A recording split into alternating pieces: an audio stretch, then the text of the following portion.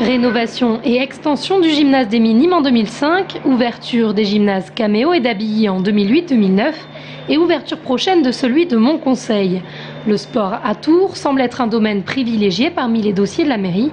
Effectivement, la ville gère un peu plus d'une vingtaine de gymnases à proprement parler, dont la plupart datent des années 1970. Mais aussi étonnant que cela puisse paraître ces derniers temps, ce sont les plus récents qui ont posé le plus de problèmes, comme l'atteste ce prof de PS confronté à quelques difficultés au gymnase Caméo l'hiver dernier. Il y a eu quelques fuites par les vasistas, mais globalement ça va, c'est plutôt... En plus c'est chauffé, c'est bien chauffé, donc non, quelques fuites, mais rien de...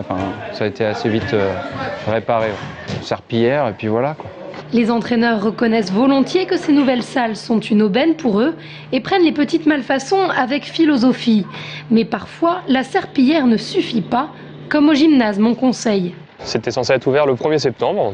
On avait organisé nos créneaux en fonction de ça. Donc on a appris que le gymnase ne pourrait pas être opérationnel, ouvert en tout cas au 1er septembre. La raison principale, c'était un problème de fuite d'eau au milieu du toit. On a dû changer temporairement nos créneaux pour le début septembre, pour pouvoir faire différemment.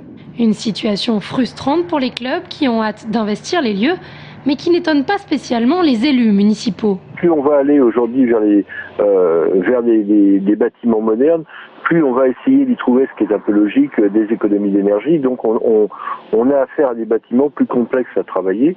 Et puis ensuite, on peut avoir aussi, comme Montconseil, qui est plus un élément architectural aussi, qui a joué, qui a pu poser quelques problèmes. Espérons que cette loi des séries s'arrête ici et que les sportifs puissent venir s'entraîner sans parapluie.